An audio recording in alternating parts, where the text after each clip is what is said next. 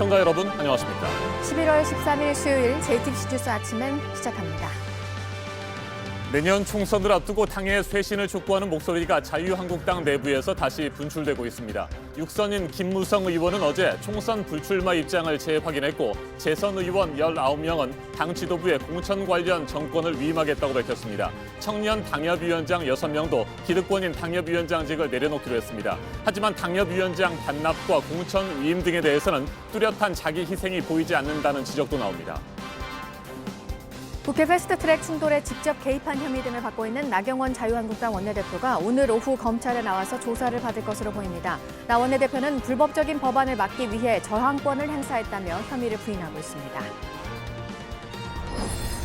513조 5천억 원에 이르는 내년도 예산안을 심사하고 있는 국회 예결위원들 가운데 상당수가 지역구 예산 민원에 매달리고 있습니다. 겉으로는 예산의 효율성을 강하게 비판하면서 슬그머니 자신의 지역구 사업 예산을 부탁하거나 용역비 반영을 요구해 눈총을 받고 있습니다. 경영진의 횡령, 배임 등으로 주주 권익을 침해하거나 고용과 지배 구조 등이 나빠서 기업 가치를 떨어뜨리게 한 것들에 대해서 국민연금이 경영 참여 목적의 주주권 행사를 강화합니다. 구체적인 대상과 절차 등이 오늘 공청회를 거쳐서 이달 말 정해질 예정입니다. 홍콩 시위 사태가 걷잡을 수 없이 확산되고 있습니다. 도심 곳곳에 불이 붙고 최루탄이 난무하는 등 갈수록 과격해지고 있습니다. 밤낮으로 시위가 이어지고 있는데 경찰은 대학 캠퍼스와 성당 안에까지 진입해 시위대를 체포하고 있습니다. 홍콩 도심이 마치 전쟁터처럼 변하고 있습니다. 이탈리아 전역에 쏟아진 폭우로 수상도시 베네치아 곳곳이 지난해에 이어 또다시 물에 잠겼습니다. 사마르코 대성당도 침수 피해를 입었습니다. 한동안 잠잠했던 자유한국당 내부의 쇄신 요구가 다시 잇따르고 있습니다. 육선인 김무성 의원이 어제 총선 불출마 입장을 재확인했고 재선 의원 19명은 당 지도부에 공천 관련 정권을 위임하겠다고 밝혔습니다. 청년 당협위원장 6명도 기득권인 당협위원장직을 내려놓기로 했습니다. 네, 중진 의원들에 대한 압박이 계속되고 있는 건데요. 보수 대통합 논의가 지금 삐걱대고 있는 상황이고 통합과 쇄신이 함께 가야 한다는 위기감이 반영된 거라는 분석입니다. 하지만 이런 쇄신 요구가 여당에는 못 미치는 수준이라는 지적도 당내에서 나옵니다. 이호진 기자입니다. 김태흠 의원이 중진 용퇴론을 주장하고 초선 유민봉 의원이 총선 불출마를 선언한 데 이어 김무성 의원이 어제 불출마 입장을 다시 확인했습니다. 우리 당이 이렇게 어렵게 되는 과정에서 책임자급이 있었기 때문에 거기에 대해서 책임을 지는 것이 제가 해야 될 역할이라 생각을 하고 품위 있는 퇴장을 함으로써 보수 통합의 미랄이 되고자 합니다. 한국당 재선 의원 19명도 어제 긴급 조찬 간담회를 열어 지도부에 공천 관련 전권을 위임하겠다고 밝혔습니다. 지난 7일에는 초선 의원 25명이 전현직 지도부와 대권 후보군의 험지 출마를 요구하고 거취를 백지 위임했습니다. 청년 당협위원장 6명도 어제 성명을 내고 기득권인 당협위원장직을 내려놓겠다고 했습니다. 그러면서 현역 의원들도 당협위원장직을 내려놓고 거취를 당 지도부에 일체 위임하라고 촉구했습니다. 수도권 충청권 원외 당협위원장 10여 명도 같은 날 기자회견을 열어 다선 의원들과 중진 지도자들은 선당 후사 정신으로 험지를 개척해달라고 밝혔습니다. 한국당 내 쇄신 요구가 잇따르는 것은 보수 통합 논의가 흔들리는 절박함과 위기감이 영향을 끼쳤다는 분석이 나옵니다. 이 같은 쇄신 요구가 여당에 미치지 못한다는 지적도 당내에서 나오고 있습니다. 이철희 표창원 의원 등 초선 의원 2명이 불출마를 선언하고 당 지도부를 향해 쓴소리를 쏟아내는 민주당과 비교하면 당협위원장 반납과 공천 위임 등의 뚜렷한 자기 희생이 보이지 않는다는 겁니다. 보수 통합을 추진하고 있는 황교안 대표 등 지도부가 당내에서 분출하는 쇄신 요구를 어떤 방식과 어느 정도의 수준으로 정리할 수 있을지 눈길이 쏠리고 있습니다. JTBC 이호진입니다. 자유한국당 나경원 원내대표가 이르면 오늘 검찰에 출석해 패스트트랙 충돌 사건에 대한 조사를 받을 예정입니다. 오후 2시에 출석할 것이라는 전망도 나옵니다. 나경원 원내대표는 불법 사보임에 따른 날치기 법안 처리를 막기 위해서 저항권을 행사한 것이라는 기존 입장을 다시 밝힐 것으로 보입니다. 이에 앞서 정의당 지도부는 어제 대검찰청을 찾아 자유한국당 의원들에 대한 조속한 수사를 촉구했습니다. 강희영 기자가 보도합니다. 자유한국당 나경원 원내대표가 이르면 오늘 서울 남부지검에 출석합니다. 지난 4월 선거제 개편안과 검찰개혁 법안을 패스트트랙에 태우는 과정에서 발생한 충돌에 대해 경찰이 수사에 착수한 지 6개월 만입니다. 수사 대상에 오른 국회의원은 모두 110명입니다. 그중 한국당 의원은 60명이지만 모두 검찰 조사에 응하지 않고 있습니다. 나 원내대표는 최입의 바른미래당 의원이 사개특위에 출석하지 못하도록 감금을 지시한 혐의, 그리고 당시 발생한 충돌에 직접 개입한 혐의 등을 받고 있습니다. 이런 혐의를 나 원내대표는 모두 부인하고 있습니다. 당시 충돌은 불법 사보임이 원인이 된 것으로 헌법상 보장된 저항권을 행사했던 겁니다. 지난 4일 이런 주장을 담은 변호인 의견서를 검찰에 미리 제출하기도 했습니다. 이런 가운데 정의당 지도부는 어제 대검찰청을 찾아 빨리 수사하라고 촉구했습니다. 제1야당의 봐주기인지 아니면 눈치 보기 수사인지 그 상황을 들어야겠고. 그러면서 최입의 의원 감금 사건 연루자들을 우선 기소하고 총선 예비후보 등록일인 다음 달 17일 이전에 수사를 마무리해달라고 요구했습니다. JTBC 강희연입니다. 문희상 국회의장이 어제 선거법과 공수처법 등 패스트트랙 법안을 다음 달 3일 이후 빠른 시일 안에 상정하겠다고 못 박았습니다. 자유한국당은 패스트트랙 전 과정이 불법이라며 반발했고 의원직 총사퇴를 내걸자는 주장도 나왔습니다. 한민용 기자입니다.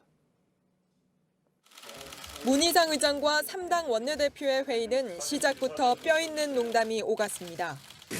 난 늘 나 대표님 손만 손목은 얼마든지 잡아야 발목은 잡지 말라고.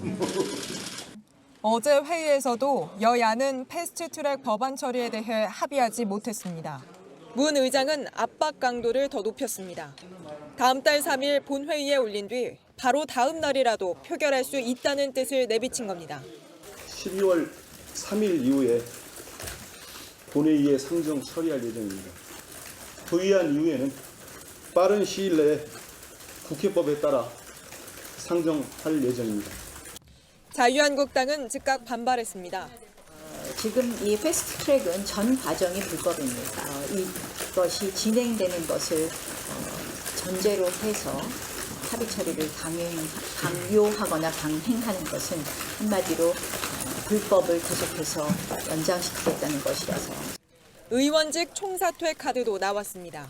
한국당 재선 의원들은 패스트트랙 법안이 통과되면 모두 사퇴하는 걸 당론으로 하자고 당 지도부에 제안했습니다. JTBC 한민용입니다. 최근 국회에서는 513조 5천억 원에 이르는 내년도 예산안을 심사하고 있습니다. 그런데 예산안을 꼼꼼하게 따져야 할 예결위원들 가운데 상당수가 지역구 예산 민원에 매달려 눈총을 받고 있습니다. 박소영 기자가 보도합니다. 자유한국당 장제원 의원은 정부 예산이 효과가 없다고 목소리를 높였습니다. 대한민국 슈퍼 예산 513조 부끄럽지 않습니까? 복지 예산 880조, 일자리 예산 25조를 쏟아부으면서 이들에게 주어지는 일자리는 왜 없습니까? 하지만 불과 1시간 뒤 목소리가 달라집니다. 지역구 얘기하는 분위기라서 우리 국토부 장관님도 같이 좀 들어주세요. 이게 제 필생의 사업이거든요. 부총리님. 이거 이번에 용역비 좀 주세요. 근데 의원님 제가 다 좋은데 저게 부산시 사업이 돼야 될 것 같은. 정부 정책을 신랄하게 따지지만 문재인 정부 들어와서 2017년 4분기부터 적자가 계속 누적되고 있습니다. 지역구 얘기를 하소연하기도 합니다. 30억 예산을 올렸는데 그것도 한 반 틈만 예산이 편성돼 있고. 여당 예결위원도 다르지 않습니다. 지역구 문제와 연관된 질문을 자꾸 드리는데 증액 요청을 하려고 하는데 부총님. 국가 예산을 조목조목 따져야 할 예결위원들이 지역 예산 확보에만 몰두한 게 아니냐는 지적입니다. JTBC 박소연입니다. 국민연금이 주주권 행사를 강화하기로 했습니다. 주요 대상은 환경과 고용 문제 등으로 기업 가치가 떨어지거나 경영진이 횡령과 배임을 저지르는 이른바 나쁜 기업들입니다. 지난해 7월 시행한 수탁자 책임에 관한 원칙, 스튜어드십 코드의 후속 조치입니다. 주주권 행사의 대상과 절차, 내용 등은 이달 말 기금운영위원회에서 최종적으로 의결할 예정입니다. 이호진 기자입니다. 국민연금이 주주 권익 보호를 위해 주주권 행사를 강화합니다. 기업이 주주 배당은 줄이면서 임원 보수 한도는 지나치게 높게 잡거나 횡령과 배임 등 경영진 범죄로 기업 가치를 떨어뜨려 주주 권익을 침해할 경우 주주권을 행사하겠다는 겁니다. 국민연금이 주주총회에서 지속적으로 이사와 감사 선임을 반대하는데 이를 무시해도 대상이 됩니다. 또 사회책임투자 분야평가 ESG 등급이 2등급 이상 떨어져 C등급 이하에 해당하거나 책임 투자와 관련해 예상하지 못한 주주 권익 침해 우려가 발생한 경우도 마찬가지입니다. 다만 기업과 대화를 충분히 한 뒤 개선되지 않을 경우에만 제한적으로 정관 변경과 이사 선임 같은 주주 제한 방식으로 주주권을 행사한다는 방침입니다. 국민연금은 오늘 오후 공청회를 열어 다양한 의견을 모은 뒤 이달 말 기금운용위원회에서 최종 의결할 방침입니다. JTBC 이호진입니다.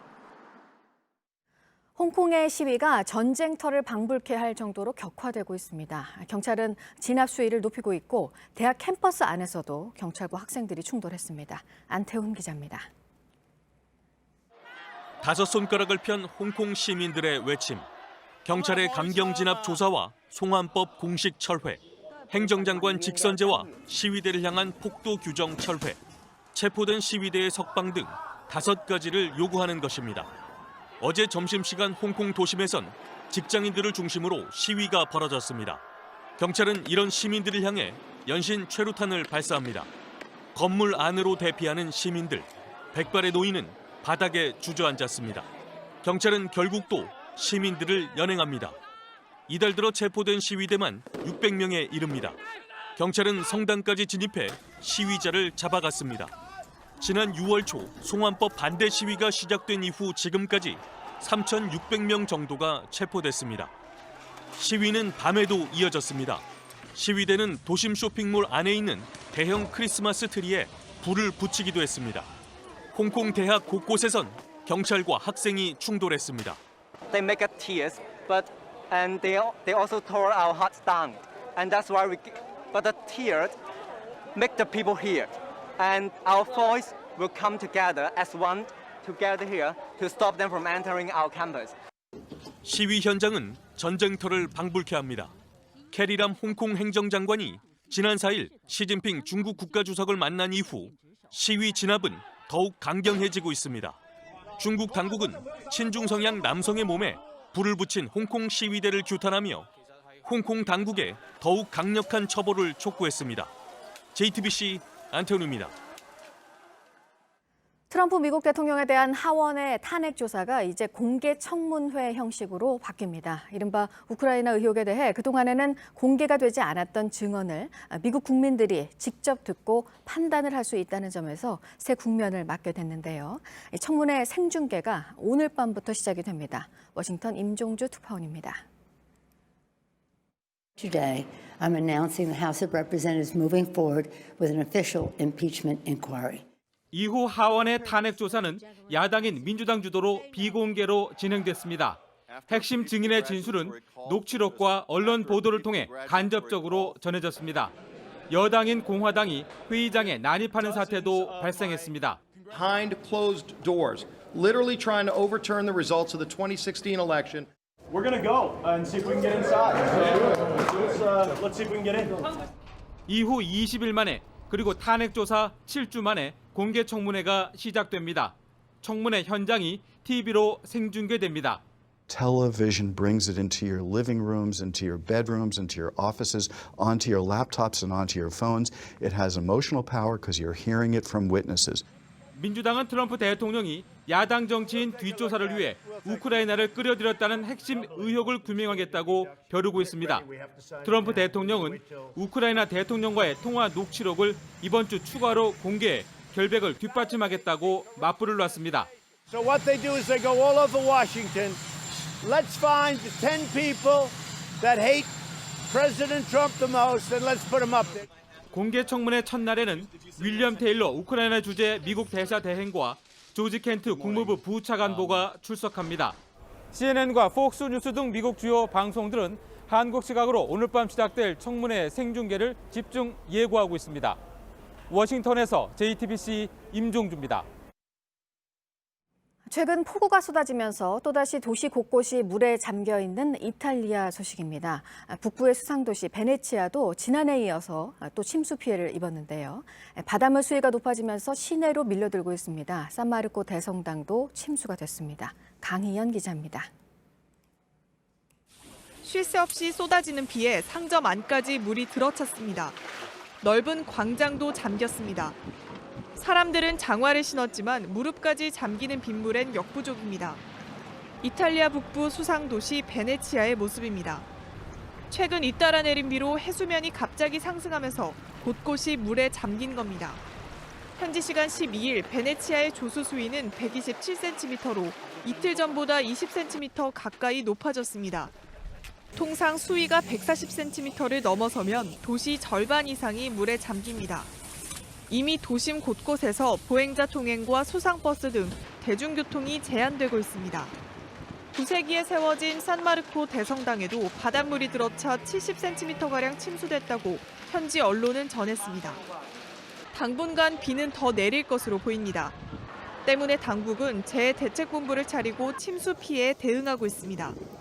남부도 폭우로 인한 피해를 겪고 있습니다. 나폴리 등 일부 지역 학교엔 휴교령이 내려졌고 시칠리아 섬 주변은 강한 바람과 높은 파도로 접근이 통제됐습니다. JTBC 강연입니다. 네, 앞서 전해드린 대로 트럼프 미국 대통령에 대한 탄핵조사 청문회가 오늘 밤부터 전 세계로 생중계가 된다고 하니까요. 대선에 또 어떤 변수가 될지도 관심이고 가만히 있지는 않을 트럼프 대통령. 청문회에 대응하는 한편 자신의 성과에 대한 자화자찬도 이어가고 있습니다. 늘 말하는 게 무역협상 성과죠. 우리나라와의 FTA 새 합의에 대한 말도 했습니다. 보도 연결하겠습니다. 이재승 기자 일자리 얘기를 했죠? 네, 그렇습니다. 트럼프 대통령은 현지 시간 12일에 가진 뉴욕 경제클럽 연설에서 중국과 일본, 캐나다, 멕시코 등과 무역협상 성과를 말하면서 한국과의 FTA 개정도 그 사례로 꼽았습니다. 지난해 한미 FTA 개정이 자신의 무역정책 성과라고 얘기한 건데요. 트럼프는 근거가 미약하다는 지적에도 불구하고 이전 FTA 합의는 한국에 25만 개 일자리를 만들었다는 주장을 반복하면서 전임 버락 오바마 행정부의 협상 결과를 비판했습니다. 트럼프 대통령은 지난달 21일에도 한미 FTA 개정을 우리에게 환상적인 합의라고 말하는 등 자신의 무역 지적 중 하나로 여러 차례 언급해 왔습니다. 팔레스타인 가자 지구의 긴장감이 지금 또 높아지고 있다고 하는데 어떤 일입니까? 네, 이스라엘이 팔레스타인 가자 지구에 이례적으로 표적 공습을 가했습니다. 이번 공격으로 팔레스타인 가자 지구에서 4명이 숨졌습니다. 숨진 4명 중에는 팔레스타인 무장정파 이슬라믹 지하드의 고위 간부와 그 아내가 포함됐는데요. 이 간부는 42살 바하 아부 아라타인 것으로 전해졌습니다. 이스라엘은 아부 아라타가 최근 로켓포 공격을 해왔으며 또 다른 테러 계획을 꾸미고 있었다고 밝혔습니다. 어제 공습은 네타냐후 총리가 새 국방장관을 지명한 지 나흘 만에 벌어졌습니다. 네타냐후 총리가 신임 국방장관을 임명하고 또 이번 표적 공습을 단행한 것을 두고 중도 정당의 연립정부 협상이 진행되는 상황에서 안보 이슈를 부각하려는 의도로 풀이됩니다. 네, 끝으로 지미 카터 전 미국 대통령이 뇌압 상승을 낮추는 수술을 받았다는 소식인데요. 지난달 2차례 낙상으로 인한 뇌출혈로 뇌압이 상승한 것으로 전해졌습니다. 카터 전 대통령은 올해 95세로 생존한 미국 대통령 중 최고령인데요. 대통령 재임 중에는 별로 인기가 없었지만 퇴임한 뒤 사랑의 집짓기로 불리는 헤비타트 운동에 적극 동참하며 모범적인 전직 대통령의 삶을 보여주고 있다는 평가를 받고 있습니다. 이 밖에 새로운 소식은 정리해서 잠시 8시쯤에 전해드리겠습니다. 지금까지 아침엔 지금 JTBC 이재승입니다. 이번에는 오늘 아침 체크해봐야 할 뉴스들을 분야별로 살펴보겠습니다. 먼저 정치 분야입니다. 악화된 한일 관계가 좀처럼 풀리지 않고 있는 가운데 통일부와 일본 외무성이 해마다 한 차례씩 개최해온 한일 정보교류 회의는 올해도 정상적으로 열릴 것으로 보입니다. 통일부가 이달 말 2박 3일 일정으로 일본에서 열리는 회의에 실무진 4명이 참석할 예정이라고 밝혔습니다. 한미일 3국의 합참 의장들이 이틀 뒤인 15일을 전후로 비공식 협의를 진행할 것으로 보입니다. 미국의 마크 밀리 합참 의장이 서울을 방문해 박항기 합참 의장을 만나고 야마자키 고지 일본 통합망료장을 화상으로 불러서 협의하는 형식입니다. 종료가 임박한 한일 군사정보 보호협정, 지소미아 연장 여부에 대해 집중적으로 논의할 것으로 예상됩니다. 김현철 통일부 장관이 오는 17일 취임 이후 처음으로 미국을 방문합니다. 한반도 국제평화포럼에 참석하기 위해 워싱턴과 LA를 방문하는데 미국 정부와 의회 주요 인사들을 만나 금강산 관광 재개 가능성에 대해 논의할 것이라는 관측이 나오고 있습니다. 새로운 산업을 육성하기 위해 핵심 규제들을 완화하는 규제 자유 특구 지역이 또 지정이 됐습니다. 수소차 사업의 울산, 바이오메디컬 대전, 무인 선박, 경남 등 7곳인데요. 지난 7월에 7곳이 처음 지정되고 이번에 추가가 됐습니다. 3차 지정은 내년 상반기에 있을 예정입니다. 두산이 영업을 그만하겠다고 한 서울 동대문 두타 면세점을 현대백화점이 품기로 했습니다. 현대백화점 측이 공시를 했고 두산 측도 협약 체결 사실을 밝혔는데요. 시내 면세점 운영권을 따내야 하는 조건이 남았습니다. 내일까지 진행되는 입찰에 참여를 할 예정입니다. 전국 농민 총벌기 대회가 오늘 오후 2시부터 서울 여의도 국회 앞에서 열립니다. 세계무역기구 개발도상국 지위를 포기한다는 정부를 규탄하기 위해서입니다. 오후 5시부터는 서강대교 방면으로 행진도 할 예정입니다. 계속해서 사회 분야 뉴스입니다. 화성 연쇄살인 8차 사건의 범인으로 검거돼 억울하게 옥살이를 했다고 주장해온 윤모 씨가 오늘 재심을 청구합니다. 윤 씨는 20년을 복역한 뒤 2009년에 가석방됐는데 최근 이춘재가 8차 사건도 자신이 저질렀다고 자백하면서 진범 논란이 불거졌습니다. 오늘 새벽 1시쯤 서울 대치동의 한 카센터 건물에서 불이 났습니다. 불길이 주변으로 번지면서 인근 병원에 입원 환자 40여 명이 긴급 대피했습니다. 인명피해는 없었습니다. 어제 오후 4시쯤 서울 성북구 고려대학교 캠퍼스에서 정화조 맨홀 뚜껑이 10여 미터 위로 튀어올랐습니다. 다친 사람은 없었지만 맨홀 뚜껑에 부딪혀 건물 외벽 일부가 파손됐습니다. 정화조 내부에 암모니아 성분의 가스가 차면서 압력이 높아진 것이 원인으로 추정됩니다. 6.25 전쟁에 참전했다가 전사한 경찰관 2명이 69년 만에 서울 현충원 경찰관 묘역에 안장이 됐습니다. 최근 유해 발굴 사업으로 신원이 확인이 됐습니다. 지난달 본계약까지 진행이 됐던 충남 태안 안면도 관광지 개발 사업이 이번에도 무산이 될 위기에 놓였습니다. 우선 협상 대상자로 선정된 업체가 투자 이행 보증금을 정해진 기한 안에 내지 못해서 충남도가 계약 해지를 검토하고 있습니다. SM엔터테인먼트 소속 가수 7명이 속해 있는 그룹 슈퍼엠. 지난달 미국 무대 데뷔와 동시에 빌보드 200 정상에 오르기도 했었는데요. 텍사스 공연을 마쳤습니다. 북미 투어를 이어갈 예정입니다. 일본군 위안부 피해자들이 일본 정부를 상대로 낸 손해배상 소송 첫 재판이 오늘 있습니다. 소송이 제기되고 3년 만에 열리는 재판입니다. 그간 일본 정부가 서류를 접수하지 않는 식으로 미뤄왔는데 우리 법원이 법원 게시판에 공지하는 방식으로 서류가 도달을 한 것으로 간주해서 재판이 열리게 됐습니다. 마크 밀리 미국 합참의장이 오늘 우리나라를 찾습니다. 앞서 일본에서 아베 총리를 만나서 이번 한국과의 협의에서 포인트는 지소미아 문제라고 했고 우리에게 지소미아 연장을 하라는 요구를 강하게 할 것으로 보이는데요. 방위비 압박까지 함께 할 것으로 예상됩니다. 네, 올해 수능일 이제 내일입니다. 시험장 위치도 다시 한번 확인하고 시험실의 분위기도 먼저 볼 수 있는 예비 소집이 오늘 전국 시험장 1,180여 곳에서 진행이 됩니다. 분야별 뉴스들 체크해드렸습니다. 이어서 기상정보입니다. 현재 한반도 북서쪽에서 비구름이 다가오고 있습니다. 오늘 기압골의 영향으로 오후부터 전국에 비 소식이 있는데요. 강한 바람과 천둥, 번개까지 동반하겠습니다. 비는 밤까지 이어지면서 중부지방 중심으로 최대 30mm, 그 밖의 지역은 5mm 안팎의 비가 오겠습니다. 밤사이 기온이 낮은 일부 내륙 지역과 강원 높은 산지에는 약하게 첫눈 가능성도 있습니다.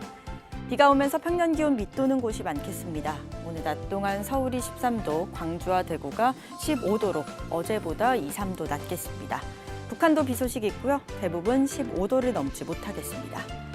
수능일인 내일은 아침 기온 크게 떨어지겠습니다. 중부 내륙 중심으로 영하의 추위 나타나겠고요. 곳곳 바람까지 무척 강하기 때문에 수험생분들 체온 관리 잘 해주셔야겠습니다. 또 내일 새벽부터 아침까지 서해안 곳곳에는 비나 눈이 예상됩니다. 이번 추위는 주말 동안 물러가겠습니다. 계속해서 비 소식은 많겠습니다. 기상정보였습니다.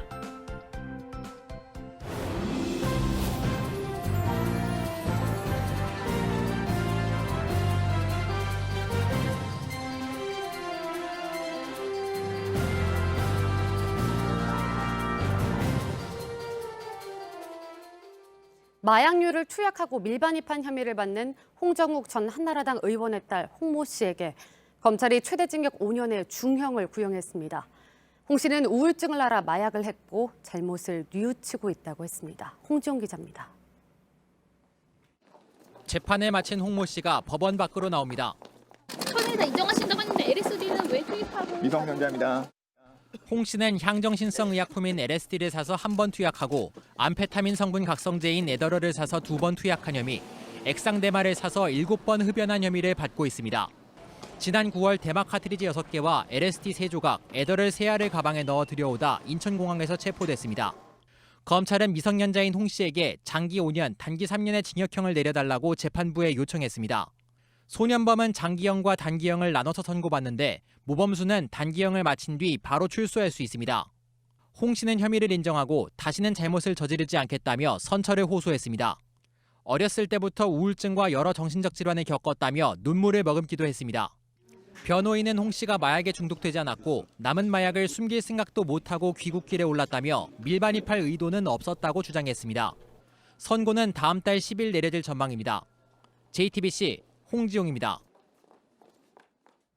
어제 오후 6시쯤 충북 영동 경부고속도로 부산 방향 영동 3터널 인근에서 트럭이 앞서가던 미군의 험비 자동차를 들이받았습니다. 이 사고로 험비에 타고 있던 미군 3명이 다쳤고 1시간 넘게 정체를 빚었습니다. 경찰은 정확한 사고 경위를 조사하고 있습니다. 동료와의 성관계를 암시하는 영상을 촬영해 유포한 혐의로 전북지방경찰청 소속 순경이 어제 구속됐습니다. 경찰은 성폭력 범죄 처벌 등에 관한 특별법 위반 혐의로 A순경에 대해 구속영장을 신청했고 법원이 이를 받아들였습니다. 법원은 증거인멸과 도주 우려가 있다며 영장을 발부했습니다. 경남 함안군 남해고속도로를 달리던 탱크로리 차량에서 액화탄산가스가 누출됐습니다. 사고는 어제 오후 2시 6분쯤 군북 나들목 인근에서 발생했고 탄산가스 21톤이 누출됐습니다. 차가운 액화탄산가스가 누출되면서 도로에 결빙 현상도 발생했지만 다행히 인명피해는 없었습니다. 경찰과 소방당국은 밸브 균열로 가스가 누출된 걸로 보고 정확한 사고 원인을 조사 중입니다. 정치 사회적으로 논란이 뜨거운 이슈에 대해 다양한 목소리를 들어보는 맞짱 토론 시간입니다. 오늘은 문희상 국회의장이 다음 달 3일 이후 패스트트랙 법안을 본회의에 상정하겠다고 밝힌 뒤 다시 긴장이 고조되고 있는 여야 상황 집중적으로 살펴보겠습니다. 먼저 출연자들을 소개해드립니다. 제 오른쪽입니다. 이재정 더불어민주당 대변인입니다. 네, 안녕하세요. 네, 안녕하십니까? 그리고 제 왼쪽입니다. 김연아 자유한국당 원내 대변인입니다. 네, 안녕하십니까? 네, 어서 오십시오. 네. 문희상 국회의장은 어제 여야 합의가 안 되더라도 패스트트랙 법안, 그러니까 선거제 개편안과 검찰개혁 법안을 국회 본회의에 상정해 처리하겠다고 밝혔습니다. 더불어민주당은 일정대로 처리해야 한다며 동의했지만 자유한국당은 의원직 총사퇴도 불사하겠다며 반발하고 있습니다. 토론 시작하겠습니다. 먼저 김연아 대변인께 질문을 드리겠습니다. 한국당 재선 의원들 이 패스트트랙 법안이 국회에서 통과되면 총사퇴를 해야 된다. 이것을 당론으로 정하자고 어제 당 지도부에 제안을 한 것으로 알고 있습니다. 네, 실제 맞습니다. 사퇴할 가능성 있습니까? 일단 저희는 최대한 합의를 통해서 이 법이 합의 정신에 따라서 처리되기를 간절히 원합니다. 그러나 이제 그렇지 않을 경우에 저희가 어떠한 마음으로 임해야 되는지에 대해서 어제 재선의원들 모임에서 나온 의견이라고 생각을 하고 있고요. 당 지도부에서는 그 안을 포함해서 다각적인 방안, 또 이것을 타개할 수 있는 방안에 대해서 고민하고 계신 것으로 알고 있습니다. 저는 문희상 의장님께서 하신 말씀은 여러 가지 함의를 갖고 있다고 생각이 되는데 합의가 안 되더라도 상정하겠다고 하시는 것은 저는 의회주의를 굉장히 무시하시는 발언이었다고 생각이 됩니다. 문희상 의장님의 정치 이력 중에 정말 부끄러운 한 줄이 되지 않기를 바랄 뿐이고 지금 민주당 안에서도 김부겸 전 장관 같은 경우에는 선거법은 어떻게든 합의를 통해서 도출해야 된다, 네. 또 이것을 처리해야 된다라고 하고 그 외에도 본인의 그러니까 이름을 빌어서 의견 표시를 하진 않지만 합의 처리에 대한 중요성을 또 그런 제안을 하고 계신 분이 있는 것으로 알고 있습니다. 문재인 대통령도 야당 대표 시절에 선거법은 합의를 통해서 처리해야 된다, 일방적인 상정이나 처리는 안 된다고 말씀하셨는데요. 부디 본인들이 하셨던 의견들을 좀 같이 관철하시면서 의회 민주주의를 지키는 그런 선거법, 공수처법 처리가 됐으면 좋겠습니다. 네, 내년 4월 총선이 이제 5개월밖에 남지 않았습니다. 물론 상징적인 의미는 있겠습니다만 패스트트랙 법안이 통과될 경우에 의원직을 사퇴하는 것 큰 의미가 있겠느냐, 효과가 있겠느냐, 이런 얘기들도 나오는데 개인적으로는 어떻게 생각하십니까? 근데 이제 야당으로서는 저항하는 방법, 또 지금 여당과 군소 야당의 어떤 일방적인 법 처리에 대해서 대항하는 방법이 무엇이 있을까라고 생각을 해보면 저희가 그렇게 해서라도 막을 수 있다면 저는 그런 방법을 쓸 수 있다고 생각이 됩니다. 그래서 지금은 의원직 사퇴가 효과가 있느냐 없느냐의 문제가 아니라 정말 사상 처음으로 선거법이 이런 식으로 일방적으로 처리되는 것을 우리가 그냥 놔두느냐 아니면 이것을 막느냐 그런 문제인 것 같습니다. 알겠습니다. 이재정 대변인, 더불어민주당에서는 다음 달 3일 이후 국회 본회의 상정 100% 찬성하십니까? 예, 사실 이미 10월 말 상정이 법에 따른 원칙적 해석이라고 입장을 밝힌 바 있고요. 그럼에도 불구하고 여야의 협치를 보다 주안을 두었던 국회의장님의 결단을 존중하기로 하고 때를 기다리던 상황이었습니다. 그간에 또 야당과 원내대표 간 협상에 최선을 다했고 김연아 의원님이 말씀하신 것처럼 여야 협치 그리고 합의를 통한 법률안 통과라는 것이 가장 이상적이고 국민들께도 건강한 국회의 모습을 보여드리는 겁니다. 그렇지만 협의가 끝까지 이루어지지 않는 가운데서 국회법이 정한 틀 내에서 가중된 정족수에 의거해서 패스트트랙 법안으로 상정이 되어 있는 상황이거든요. 여당 단독이 아니라 사실상은 말씀하셨다시피 여러 군소 정당들이 함께 동의를 할 수밖에 없는, 그중에는 진보적 색채를 띤 정당도 있지만 보수적 색채를 띠고 또 민주당에서 사실상 각을 세우던 정치 세력들도 모두 포함된 가중된 정족수, 일당이 마음대로 할 수 없는 어려운 요건들을 충족해서 패스트트랙 상황이 있습니다. 합의를 하더라도 이런 패스트트랙 상황에 상정되었다는 것은 합의의 상대방인 자유한국당으로서는 존중할 수밖에 없는, 일단은 본인이 원하는 바가 있더라도 타협할 수밖에 없는 힘의 불균형의 지점은 냉정하게 국민 앞에 겸허한 자세로 인정했어야 마땅한 것이고요. 지금 거듭 의원직 총사퇴까지 이야기를 하고 계신데 우리 진행자께서 말씀하신 것처럼 내년 총선이 얼마 남지 않은 상황에서 초라한 국회 성적표가 빤히 보이는 상황에서 총사퇴라는 결기는 사실 국민에 대한 겁박으로 보일 뿐만 아니라 그간 자유한국당이 총사퇴를 운운하신 것이 한두 번이 아니었고 중대 결심 등이라는 표현을 통해서 총사퇴와 유사한 어떤 정치적 행위를 할 것처럼 말씀하셨던 것이 처음이 아니었기 때문에 저는 그것이 국민께는 언짢은 일이긴 하지만 사실 그렇게까지 이어지겠느냐는 생각은 합니다. 마지막까지 정말 합의를 위해서 최선의 노력을 다해 주시길 바라고요. 선거제에 합의 통과가 없었던 것이 사상 초유라는 말 자체도 사실과는 다릅니다. 이미 자유한국당 주도로 그것이야말로 사실 날치기라고 얘기했던 종래의 정의에 들어맞는 일방적으로 상정하고 과반수로 통과시켰던 전례가 있습니다. 선거구가 소선구가 되던 당시에 지금 현역 의원에 이제 부친 되시던 분이 의장직에 계시면서 했던 일이어서 얼마 전에도 한 번 더 회자된 적이 있었는데요. 그처럼 그와 같은 방식의 날치기가 아니라 협의를 위해서, 합의를 위해서 최선의 노력을 다한 끝에 정말 법이 정한 절차를 준수하는 과정에서의 어쩔 수 없는 절차의 이행이라는 것은 예정되어 있던 절차라는 거 말씀드리겠습니다. 네, 앞으로 20일 정도가 남았습니다. 자유한국당은 패스트트랙 법안 처리 자체를 완강하게 반대하고 있는 상황인데 자유한국당과 합의를 하기 위해서 뭔가 양보하거나 타협할 여지는 없습니까?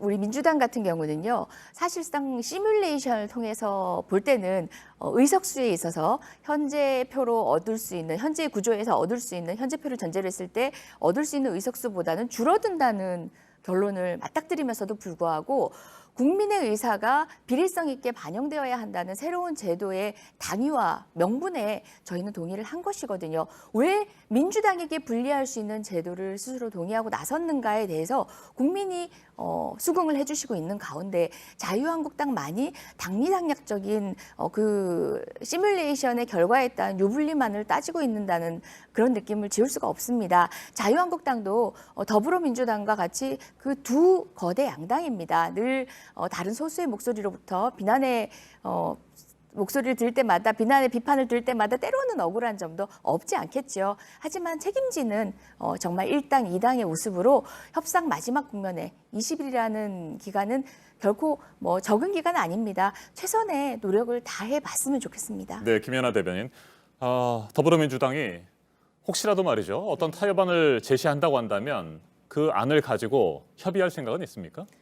일단 한 번도 타협안을 준 적이 없기 때문에 저희로서는 기대합니다. 원래 여야라고 하는 것은 그런 협상에 어떤 룰이 있는 거죠. 서로 양보할 건 양보하고 또 받아들일 건 받아들이고. 근데 저는 이재정 대변인이 말씀하신 이번 선거법을 통해서 민주당이 의석수가 줄 수 있다, 그럴 수 있다고 생각이 됩니다. 그런데 그럼 민주당 안에서 그것을 왜 받아들일까요? 자기 내부에서도 협상이 있는 거죠. 다소 의석수는 줄더라도 자기와 뜻을 같이 하는 일종의 범여당이 될 수 있는 군소정당의 수를 늘리면서 결국은 나중에 그들과 함께 과반수를 확보할 수 있다라고 하는 저는 치밀한 계산이 있는 거라고 생각이 됩니다. 그러면서 사실 제일 좀 두려웠었죠. 제1야당이 100석이 넘으니까. 네. 제1야당을 좀 산산이 쪼개겠다라고 하는 저는 굉장히 정략적인 판단이 있는 선거법 개혁이라고 생각을 합니다. 그래서 민주당이 그것을 굉장히 수용하시는 것처럼 얘기하는 것은 저는 국민을 속이는 거라고 생각이 되고 누차 이 자리에서 말씀드렸지만 대통령제 하에서 이렇게 군소정당이 늘어나면서 국회가 분열되는 것은 절대로 우리나라 국익에 도움이 되지 않고 지금 우회 정치에도 많은 야합이 일어날 수 있는 저는 그런 여건을 마련한다고 생각이 됩니다. 그럼에도 불구하고 어쨌든 저희 한국당은 지금 이러한 선거개혁법을 막는 것을 이 시대의 사명이라고 생각을 합니다. 그것을 어떻게 막을 수 있을지 또 민주당이 어떤 협상을 가져와서 수정이 될 수 있을지는 좀 기다려 봐야 되겠습니다만 저는 다시 한번 제안드리고 싶습니다. 당장의 이익과 어떤 불이익 그런 것이 아니라 이것이 대한민국 정치 구조화에서 정말 바람직한 제도인지를 한번 고민해 봤으면 좋겠고 특히 이 선거법은 선거법만이 아니라 공수처법을 사실은 통과시키기 위한 민주당의 다른 야당과의 어떤 저는 큰 야합 거래라고 생각이 됩니다. 그래서 이미 공수처가 국민들이 반대하는 여론이 50%가 넘었고 또 조국 사태로 인해서 검찰개혁이라고 하는 것이 사실은 조국 장관 보호라고 하는 것과 지금 교체되고 있는 그런 아쉬운 상황입니다. 그래서 저는 분명히 국민들께서도 이것이 무리하게 일방 처리됐을 경우 강한 저항을 하실 거라고 생각합니다. 네, 그러니까 연동형 비례대표제를 중심으로 한 선거제 개편안 그리고 공수처 설치법에 대해서는 여전히 반대 입장이신 거고 그동안에 협상의 여지가 있다고 본 부분은 검경 수사권 조정 부분이었잖아. 이 부분은 여전히 그런 생각을 가지고 계십니까? 저희 한국당도 검찰개혁 필요합니다. 그리고 많은 숙제가 있었죠. 그러나 지금의 검찰개혁은 검찰개혁이라고 포장된 것에 사실은 대통령의 권한을 훨씬 더 강화하고 장기 집권을 위한 여러 가지 플랜이 포석되어 있습니다. 그리고 이번에 피의 사실 공포도 보시면 잘 보신 것처럼 정경심 교수와 조국 장관에게만 혜택이 주어지는 여러 가지 검찰개혁을 모습을 보면서 국민들이 많이 실망하고 계시고 검찰개혁의 실체를 이제 인정하고 계신다고 생각합니다. 알겠습니다. 다음 주제로 넘어가 볼까요? 패스트트랙 충돌과 관련된 검찰의 수사에 대한 내용입니다. 어제 정의당 지도부가 대검찰청을 방문을 했습니다. 자유한국당 의원들을 왜 조속히 수사하지 않느냐. 그러면서 다음 달 17일이면 이제 총선 예비후보 등록이 시작되니까 그 전까지 수사를 마무리해달라 이렇게 요구를 했습니다. 더불어민주당도 마찬가지 생각이십니까? 마찬가지 생각일 뿐만 아니라 이미 너무 늦었습니다. 사실 패스트트랙과 관련된 것은 피의자의 권리를 보호하다 못해 끌려다니는 지경에 이른 수사입니다. 이미 일반인 같았으면은 진즉에 체포영장 발부가 되었어도 마땅한 상황인데요. 자유한국당이 옹호하고 있는 검찰개혁의 다른 방향의 목소리와 거래되는 것이 아닌가라는 의혹까지도 있었던 상황입니다. 저는 원칙대로 정말 검찰이 스스로가 여러 가지 의혹들 가운데에서 입증해 보이는 과정 중에 바로미터 중에 하나가 바로 자유한국당 의원들에 대한 수사입니다. 명백한 증거가 있습니다. 비디오 카메라 앞에서 모든 것들을 낱낱이 정말 민낯을 다 드러냈던 의원들 아닙니까? 그중에서는 강한 책임감을 느끼고 사실상 지금도 그 자리에 있는 것을 부끄러워해야 되는 의원님들도 많습니다. 저는 검찰개혁과 관련해서 몇몇 가지 안들이 흡사 조국 장관 국면에서 네. 비로소 나온 것처럼 이야기하시는데요. 오랜 수십 년간의 학계의 논의, 시민사회의 논의들을 추적해서 파악하고 계셨더라면은 이것이 특정 시점에 비로소 조악하게 만들어진 안이 아니라는 점들은 누구나 알 수 있는 상황입니다. 검찰개혁의 방향에 있어서 일부 제도에 다른 의견은 있을 수 있을지라도 이 방향에 대해서는 어스름 학계에서도 목소리들이 모아지고 의견이 대부분 일치하는 경우들이거든요. 공수처만 하더라도 무소불위의 검찰 권력이 세계에서 유일무이한 우리 한국에 있어서는 반드시 필요하다는 지점에 있어서 반대 여론보다 찬성 여론이 2배 가까이 높다는 점도 다시 한번 주지하시고 선거를 앞두고 있으면 더더욱 국민에게 경청해야 되는 겸허한 자세가 필요한 때가 아닌가라고 생각을 하고요. 저희는 정말 어떻게 보면 이런 국면 자체가 국민에게 또 심판을 받는 상황에 대한 예정까지도 했을 때 저는 여야가 공히 성과를 내는 국회를 통해서 심판을 받는 게 모두에게 도움되는 일이라고 생각합니다. 네, 김연아 대변인, 나경원 원내대표. 이르면 오늘 검찰 출석해 조사를 받을 것이다라는 얘기가 나왔습니다. 네. 오후 2시에 출석할 것이라는 얘기도 있는데 네. 오후 2시로 정해졌습니까? 예, 아마 오늘 가실 것 같습니다. 오후 2시입니까? 예, 그것까지는 제가 잘 네. 모르겠고요. 예, 오늘 가시는 것 같습니다. 이미 그동안 국회 일정 때문에 사실은 검찰 출석을 미뤄왔던 부분이 있고요. 또 저희 나름대로 불법 사보임에 대한 어떤 그런 불법적인 요소들을 다 검토를 하고 검찰에 의견서를 제출한 바 있습니다. 저희가 아무것도 안 한 게 아니고요. 국회에서 일을 하고 또 그 일을 하는 동안에 잠깐 출석을 미뤄왔던 것이고 이제 오늘 출석을 하게 됩니다. 저는 그 검찰 개혁과 관련해서 내용이 조악하다고 생각하지 않습니다. 말씀하신 대로 이 내용은 많은 분들이 수십 년 동안 얘기해왔던 내용입니다. 근데 우리가 국민들이 이런 얘기를 하시죠. 법꾸라지. 예, 법을 어긴 건 아닌데 법을 겸허하게 피해가는 것을 국민들은 사실은 더 분통 터져 하시고 화를 내십니다. 지금 검찰개혁의 내용에 대해서 저는 내용보다는 그것을 실행하면서 나타나는 결과에 국민들이 더 분노하고 계시고 그 결과로서 혜택을 보는 수혜자가 바로 조국 장관 일가라는 것 때문에 국민들이 분노해하신다고 생각이 됩니다. 정치인들의 어떤 검찰 출석과 관련된 것은 단순히 피의자로서뿐만이 아니라 많은 정치적 행위로서도 의미를 갖고 있습니다. 그걸 조국 장관과 같이 비교하신다고 하는 것은 저는 적절한 비유가 아니라고 생각이 되고요. 오늘 이후에 검찰 조사 결과를 통해서 또 불법 사보임과 그동안 무리하게 이루어졌던 국회 안에서의 어떤 그런 절차적 문제점들이 이제 법의 심판대 위에 오를 거라고 생각이 됩니다. 그것이 공정하게 판가름 나서 무너진 의회 민주주의가 다시 회복되기를 간절히 소망합니다. 네, 불법 사보임에 대한 저항권을 행사한 것이다. 이런 입장은 변함이 없으신 거군요. 네, 이에 대해서 어떻게 생각하십니까? 그런 방식의 저항권을 이야기하자면 국회에서는 어떤 방식으로든 간에 여든 야든 자기가 생각하는 명분을 관철시키기 위해서 하는 모든 행위들을 정당화할 수 있게 됩니다. 사실 그와 같은 방식의 억지를 하지 말라고 만들어진 것이 국회 선진화법이고 자유한국당이 스스로 나서서 만들어낸 법들입니다. 그것들을 현존하는 명문의 법들을 앞에 두고 오랜 시간이 지난 사문화된 법안도 아니고 이런 상황을 예정해서 장치를 마련해 두었는데 그것을 채 몇 년이 지나지 않아서 이런 방식으로 무력화시키는 것은 도저히 용납할 수 없는 일입니다. 더욱이 지금 현재 불법 사보임이라고 하는 부분에 대한 법리적 해석도 대체적으로 사보임에 대한 여러 관행들을 통해 가지고 사법 절차가 사실상 사람에 대한 그 인신감금이라든지 기타 그런 명백히 위법한 것들까지도 위법성을 조각시킬 수 있는 정도인지에 대해서는 모두가 고개를 흔들고 있거든요. 좀 공방이 필요했기 때문에 논리가 필요하셨는지 모르겠지만 합리적이고 상식적인 법적 대응을 하시는 것이 정작 그 법 위반자인 자유한국당 의원에게도 도움이 될 것이라고 생각합니다. 네, 저희 뭐 상식적으로 대응하고 있고요.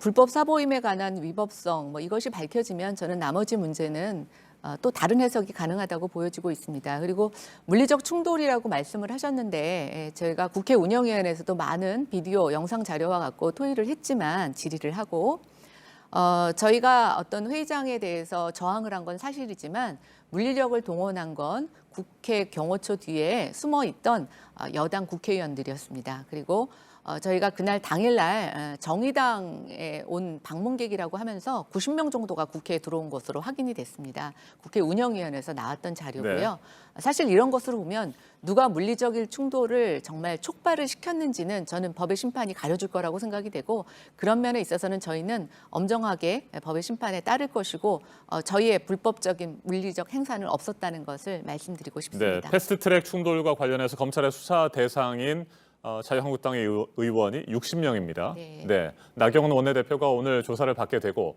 다른 의원들은 어떻게 할 생각입니까? 글쎄요. 일단 오늘 나경원 원내대표 조사 이후에 어떤 그런 검찰에서도 다시 소환이 있을 수가 있고 또 저희도 내부적으로 어떤 방침이 있을 수 있을 것 같아서 오늘은 일단 나경원 원내대표의 검찰 출석이 이유를 지켜봐야 된다라는 말씀만 드릴 수 있을 것 같습니다. 알겠습니다. 이번에는 513조 5천억 원에 이르는 내년도 슈퍼 예산에 대해서 얘기를 해보도록 하겠습니다. 현재 국회 예결위원회에서 예산안에 대한 심사가 진행되고 있는데 저희가 앞에서도 전해드렸습니다만 앞에서는 겉으로는 예산의 비효율성을 지적하면서 또 뒤에서는 지역구 예산을 챙기는 그런 의원들의 모습도 볼 수 있었습니다. 여러 가지 비판과 논란도 있을 것 같은데 자 지금 제가 질문을 드리고 싶은 것은 자유한국당 14조 5천억 원 삭감을 얼마 전에 주장을 했습니다. 이건 어떻게 나오는 수치입니까? 아마 이제 당의 그 예산을 담당하시는 수석 전문위원께서 아마 불필요한 예산이라고 좀 생각하셨던 것들을 이렇게 좀 체크하시면서 나온 규모가 아닌가라고 생각이 됩니다.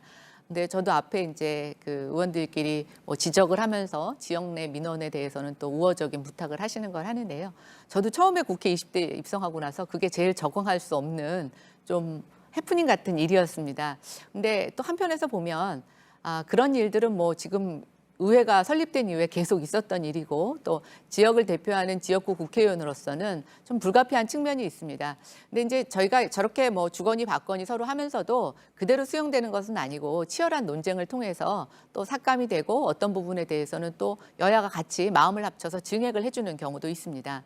근데 이제 중요한 건 저희가 이번에 주의 깊게 봐야 되는 것은 고민정 청와대 대변인이 참 아주 허탈한 웃음이 나오는 얘기를 하셨더라고요. 곳간에 쌓아둔 재정을 그냥 쌓아두면 썩는다. 그러면서 고려시대나 있을 법한 그 재정, 국가 재정을 무슨 농산물에 비유하신 그런 발언을 하셨는데 저는 그런 어떤 현실 인식이 지금의 정부의 예산 편성에 굉장히 많이 반영되어 있다고 보고 있습니다. 저희가 이제 그 상임위별로 살펴보면 정말 불필요한 단기 일자리 또 잠시만 모면할 수 있는 일자리들이 너무 많이 있고 또 내년 총선을 의식해서 현금성 살표를 하는 그 표퓰리즘적 예산들도 굉장히 많이 있습니다. 14조가 다 될지 더 적을지 또 그보다 많을지 모르겠습니다만 저희는 불필요한 예산 또 미래 세대에 대한 그런 어떤 국가 재정을 갉아먹는 예산 편성에 대해서는 엄격한 잣대로 잘라낼 것입니다. 그러나 그럼에도 불구하고 정말 불가급하게 필요했던 예산들 또 어떤 국민 안전이라든가 생명 이런 거 관련된 중장기적인 투자에 대해서는 저희는 적극적으로 협조를 하고 그 삭감된 예산을 옮겨서라도 증액하는 그런 적극적인 행위도 할 것입니다. 알겠습니다. 이재정 대변인, 확장 재정에 대해서 자유한국당도 그렇고요. 일부 야당에서 비판의 목소리를 여전히 내고 있습니다. 이에 대해서 말씀을 좀 해주시고요. 네. 김연아 대변인도 언급을 했었는데 예결위원들의 지역구 예산 챙기기 이 부분에 대해서도 언급을 해주셔도 좋을 것 같습니다. 예, 바로 지난 추경 때 그랬죠. 사실상 국가 부채를 늘려가면서 추경을 하는 것 반대한다라고 하면서 마지막에 쪽지 예산을 통해서 지역구 예산을 정작 국가의 채무를 늘리는 방식의 조달을 통해서 해소하려고 했던 분이 바로 자유한국당 의원님들입니다. 그런 이중적인 태도는 차치하고서라도 저는 부채를 늘리더라도 때로는 써야 할 곳에 그리고 응급 조치를 처방을 해야 할 곳에 적절한 곳에 쓰도록 계획하는 것이 정부가 해야 할 마땅한 의무라고 생각하고요. 자유한국당이 그간 보수의 가치라고 하면은 경제는 안보는 유능했다라고 광고를 해왔고 우리도 국민도 그런 착시 현상에서 얼마간 머물러 왔었습니다. 그럼에도 불구하고 전쟁 위기에 경쟁 위기까지 촉발시켰던 지난 2017년의 사태를 이르게 한 10년간의 보수 정권의 문제는 차치하고서라도 경제에 있어서 좋다도 정말 소규모 과기 경제를 바라보는 시각 정도로 국가 경제를 바라본다는 건 너무 안타깝습니다. 그저 아껴야 한다라는 방식은 국가 경제 운영에서는 불가능한 시선입니다. 세계 경제를 바라보고 지금 경제 전망치를 추산하고 우리나라 정도의 고동성장을 완성한 국가에서 다음 단계의 체질 개선을 위해서 무엇을 해야 되는지에 대한 최소한의 거시경제적 기본 지식만 있더라도 할 수 없는 이야기고요.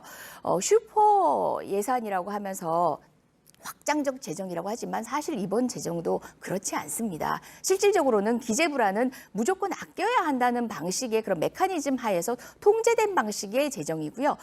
제대로 된 확장 재정을 통해서 지금 여러 국제 금융 관련 기구들이 권고하는 정도의 수준을 맞추기 위해서는 터무니없이 부족한 상황이라는 점, 이 부분에 대한 냉정한 진단이 먼저 있어야 하는데 그 부분에조차도 막무가내로 일관하시기 때문에 지금 여야 합의가 이렇게 어렵지 않나라는 안타까움이 있습니다. 이제 대통령의 경제 현실 인식이 바로 저런 내용들과 또 상반됩니다. 경제가 좋다는데 확장 재정을 해야 된다는 얘기를 하고 계시고요.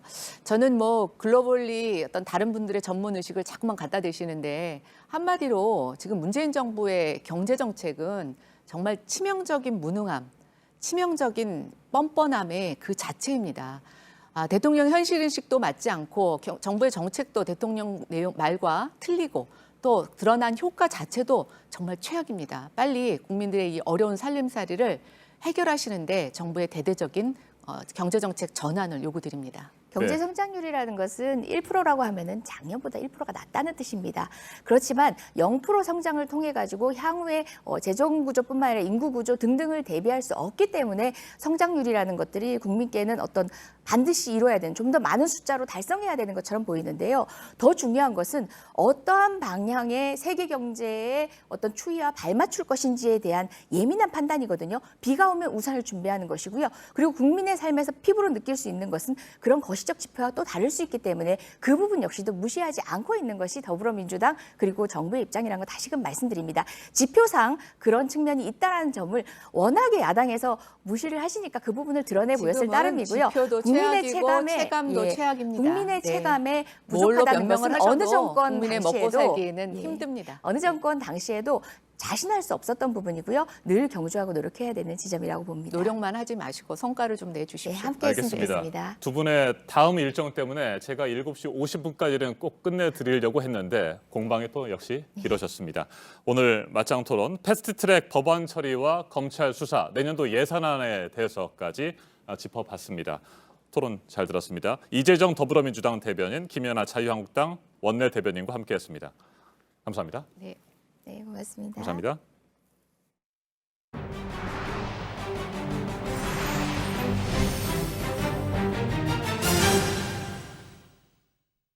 촛불 집회 당시 작성된 계엄령 문건 관련 소식입니다. 지시를 했다는 조현천 전 기무사령관을 검찰이 1년째 잡지 못하고 있는데요. 조 전 사령관이 어떤 실무자들에게 뭐라고 지시를 했는지 이번에 구체적으로 드러났습니다. 검찰 진술 조서 내용입니다. 조 전 사령관 지시로 실무자들이 여러 차례 문건을 수정하고 실제 계엄을 준비한 정황들이 포함이 되어 있습니다. 먼저 유선희 기자입니다. 1년 전 검찰이 작성한 조현천 전 기무사령관의 불기소 이유서입니다. 조 전 사령관이 촛불 집회 당시 계엄 문건 작성을 지시했다고 나와 있습니다.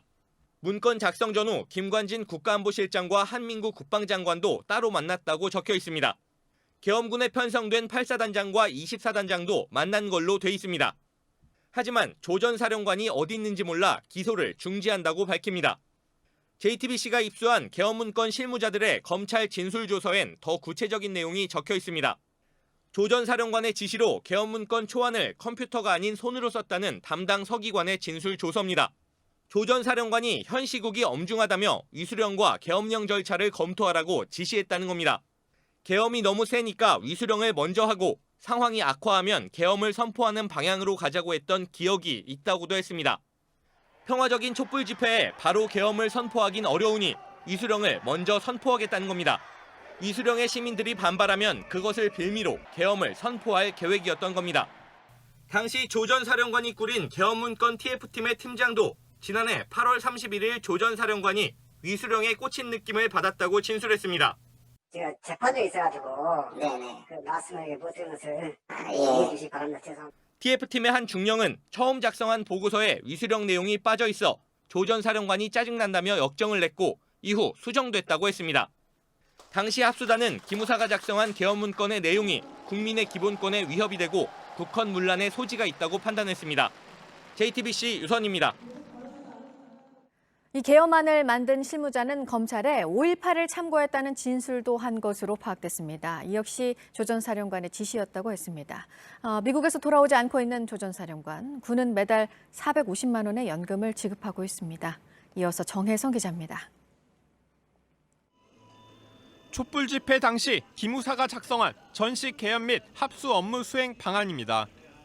계엄령이 선포되면 기계화 사단 6개, 기갑 여단 2개, 특전 여단 6개, 최정예 특수부대인 707 대대를 투입할 수 있다고 나와 있습니다.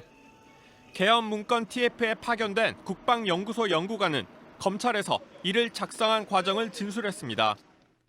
조연천 전 사령관 지시로 5.18을 참고해 특전사와 특수부대 추가 투입 계획을 세웠고 투입 부대도 중대와 대대로 세분화했다는 겁니다. 실제 5.18 민주화운동 당시 광주엔 3, 7, 11 3개의 특전 여단이 투입됐습니다. 기존 규정과 달리 계엄 사령관을 합참 의장이 아닌 육군 참모총장으로 정한 것도 조 전 사령관 지시라는 진술이 여러 번 나왔습니다.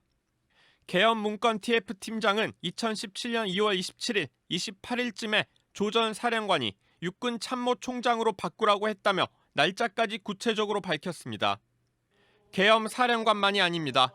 기무사 방첩 정책과장은 계엄 사령부 참모진도 합참 국방부 요원에서 육군으로 바꾸라고 했다고 했습니다. 당시 위수령에 위헌적 요소가 있다는 의견을 낸 합참을 배제하고 계엄군을 아예 육군이 지배하려 했던 겁니다. 조 전 사령관은 계엄안을 만들기 위해 전국 각지 기무 요원들도 동원했습니다. 계엄 문건 TF 팀장은 검찰 진술 조서에 자필로 조 전 사령관에게 이용당했다는 생각이 든다며 지시를 거부하지 못한 것이 아쉽다고 적었습니다. JTBC 정혜성입니다. 오늘의 핵심 뉴스들을 정리해드리는 아침엔 주요 뉴스입니다. 내년 총선을 앞두고 당의 쇄신을 촉구하는 목소리가 자유한국당 내부에서 다시 분출되고 있습니다. 육선인 김무성 의원은 어제 총선 불출마 입장을 재확인했고 재선 의원 19명은 당 지도부에 공천 관련 정권을 위임하겠다고 밝혔습니다. 청년 당협위원장 6명도 기득권인 당협위원장직을 내려놓기로 했습니다. 하지만 당협위원장 반납과 공천 위임 등에 대해서는 뚜렷한 자기 희생이 보이지 않는다는 지적도 나옵니다. 자유한국당 나경원 원내대표가 국회 패스트트랙 충돌에 직접 개입한 혐의 등에 대해서 오늘 검찰에 나와 조사를 받을 예정입니다. 불법 법안을 막기 위한 저항권 행사였다는 주장을 이어갈 것으로 보입니다. 513조 5천억 원에 이르는 내년도 예산안을 심사하고 있는 국회 예결위원들 가운데 상당수가 지역구 예산 민원에 매달리고 있습니다. 겉으로는 예산의 효율성을 강하게 비판하면서 슬그머니 자신의 지역구 사업 예산을 부탁하거나 용역비 반영을 요구해 눈총을 받고 있습니다. 경영 참여 목적의 국민연금의 주주권 행사와 관련해서 정부가 오늘 공청회에서 지침을 공개합니다. 경영진의 횡령, 배임 등으로 사익을 취한 기업 등 구체적인 대상과 또 절차를 이달 말 최종 확정할 계획입니다. 홍콩 시위 사태가 걷잡을 수 없이 확산되고 있습니다. 도심 곳곳에 불이 붙고 최루탄이 난무하는 등 갈수록 과격해지고 있습니다. 밤낮으로 시위가 이어지고 있는데 경찰은 대학 캠퍼스와 성당 안에까지 진입해 시위대를 체포하고 있습니다. 홍콩 도심이 마치 전쟁터처럼 변하고 있습니다. 이탈리아 전역에 폭우가 쏟아지면서 베네치아 곳곳이 지난해에 이어 또 물에 잠겼습니다. 바닷물 수위가 높아지면서 도시로 흘러들어가고 있는데 산마르코 대성당에서도 침수 피해가 있었습니다. 김현철 통일부 장관이 오는 17일 취임 이후 처음으로 미국을 방문합니다. 한반도 국제평화포럼에 참석하기 위해 워싱턴과 LA를 방문하는데 미국 정부와 의회 주요 인사들을 만나서 금강산 관광 재개 가능성에 대해 논의할 것이라는 관측이 나오고 있습니다. 신산업 육성을 위해 규제를 완화해주는 규제 자유 특보 지역으로 7곳 지자체가 추가가 됐습니다. 울산, 대전 등으로 친환경 미래차, 무인 선박 등의 사업이 포함이 됐습니다. 내일 대입 수능 시험을 앞두고 오늘 전국 1,800여 개 고사장에서 수험생 예비 소집이 진행됩니다. 수험표를 받고 시험을 치를 시험장을 미리 확인할 수 있습니다. 지금까지 아침엔 주요 뉴스 정리해드렸습니다. 어제 이 시간 아침엔 주요 뉴스 코너에서 바른미래당 권은희 최고위원의 당직 박탈과 관련한 소식을 전해드릴 때 같은 당 권은희 국회의원의 사진이 잘못 나갔습니다. 바른미래당의 동명이인 권은희 국회의원과 권은희 전 최고위원 그리고 시청자 여러분에게 사과의 말씀을 드립니다. 방글라데시에서 열차가 정면 충돌해 16명이 숨졌습니다. 열차가 처참하게 일그러져 있습니다. 현지 시간 12일 새벽 방글라데시 동부 지역에서 마주오던 두 열차가 정면으로 부딪혔습니다. 지금까지 16명이 숨지고 40명이 다쳤는데요. 한 현지 매체는 부상자가 100명이 넘을 걸로 보인다고 보도했습니다. 당국이 정확한 피해 상황을 파악하는 한편 사고 원인을 조사하고 있는데요. 방글라데시에선 철도 시설이 노후되고 신호 체계가 불안정해 열차 사고가 자주 일어난다고 합니다. 현지 시간 12일 태국 동부의 한 법원에선 총격 사건이 일어났습니다. 재판이 시작되길 기다리던 원고와 피고가 말다툼을 벌였는데요. 급기야 은퇴한 경찰인 피고가 갑자기 총을 꺼내 원고와 그의 변호인에게 총을 쏜 겁니다. 총에 맞은 둘은 결국 숨을 거뒀고 총격을 가한 피고 역시 법정 경찰이 쏜 총에 맞아 숨졌는데요. 숨진 원고와 피고는 지난 10년간 토지를 둘러싼 분쟁을 이어온 걸로 알려졌습니다. 공연 도중 한 괴한이 무대에 난입하더니 무차별적으로 흉기를 휘두릅니다. 현지 시간 12일 사우디아라비아의 수도 리야드의 한 공연장에서 벌어진 일인데요. 공연을 하던 3명이 찔려서 병원으로 옮겨졌는데 생명엔 지장이 없는 상태라고 합니다. 흉기를 휘두른 남성은 곧바로 경찰에 체포됐는데요. 대체 왜 이런 일을 벌인 건지 경찰이 남성을 상대로 조사하고 있습니다. 말레이시아에서 무게가 무려 80kg이나 되는 뱀이 잡혔습니다. 현지 시간 12일 거대한 뱀이 있다는 농장 주민의 신고를 받고 소방대원들이 출동했는데요. 6명의 소방대원이 1시간 동안 고군분투한 끝에 결국 뱀을 잡았습니다. 무게만 무려 80kg인데요. 배가 불룩한 걸로 보아 농장에 있던 염소와 고양이를 잡아먹은 걸로 추정됩니다. 포식을 한 뒤 붙잡힌 뱀은 야생동물 보호부로 보내졌다고 합니다.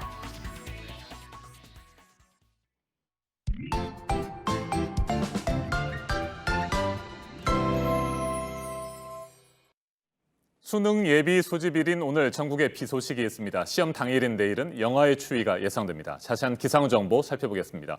김연아 캐스터, 언제부터 비가 내립니까? 네, 오늘 기압골의 영향으로 오후부터 비가 오기 시작하겠습니다. 현재 영상 보시면 한반도 북서쪽에서 비구름이 다가오고 있는데요.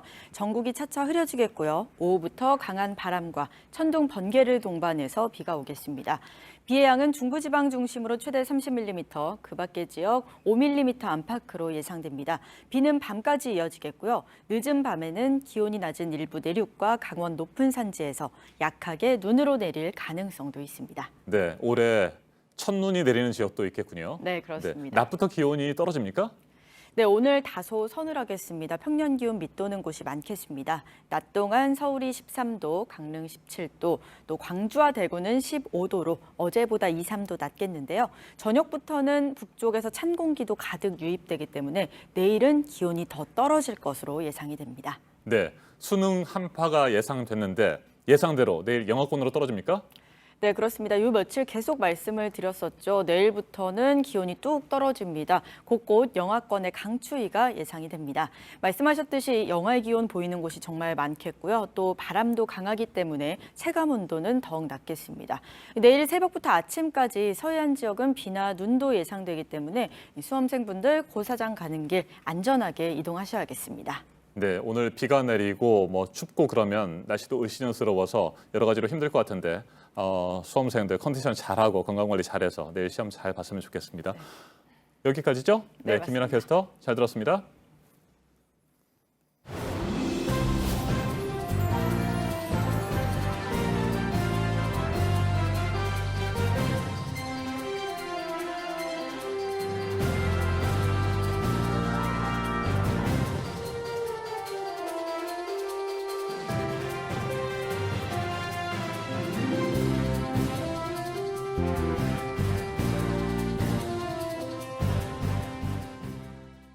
네, 수요일 아침 8시 3분 지나고 있습니다. 이제 앞서도 말씀드렸지만 내일이 수능입니다.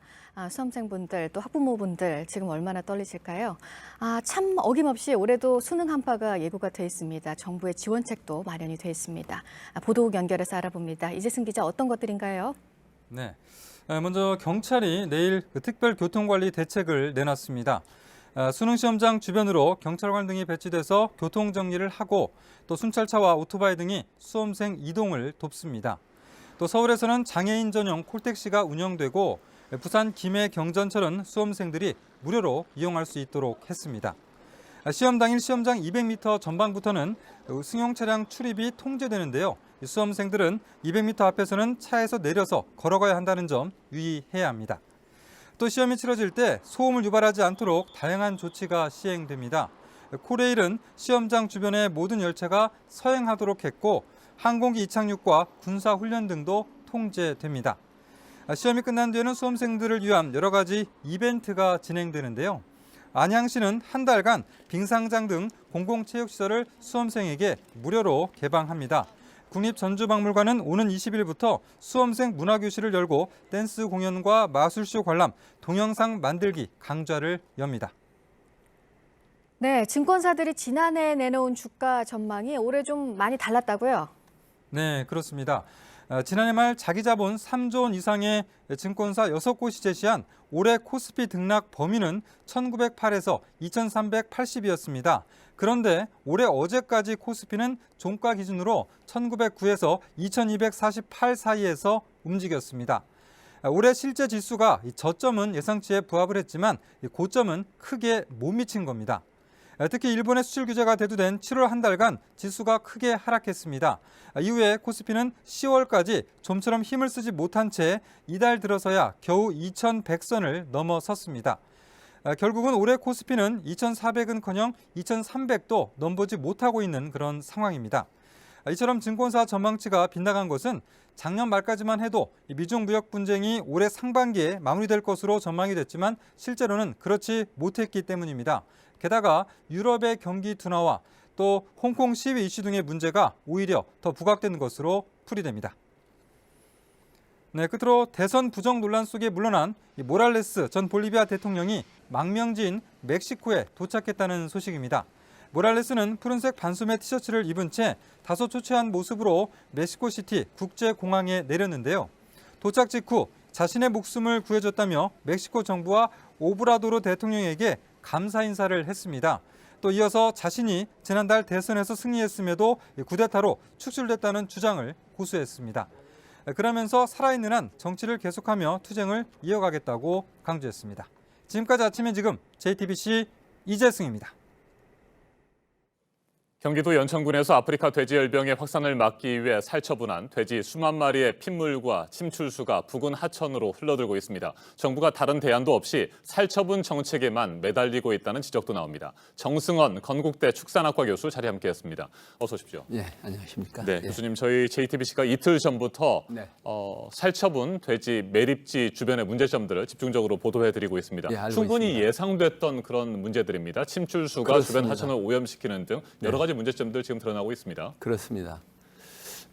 이 문제는 사실 살처분 대상 그 돼지가 이미 예상이 돼 있었기 때문에 사실 어떻게 살처분 후에 안정적으로 또 환경에 영향을 미치지 않도록 처리할 것인가에 대한 계획을 충분히 세웠어야 하는 문제입니다.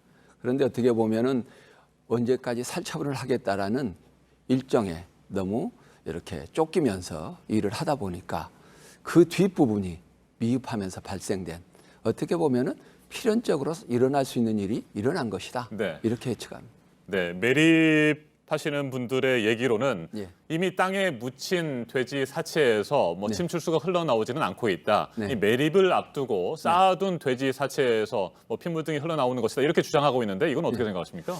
아마 지금 그거는 지금 현재의 네. 얘기일 것이고 과거에 지금 매립했던 것도 많은 지금 문제점이 노출되고 있습니다.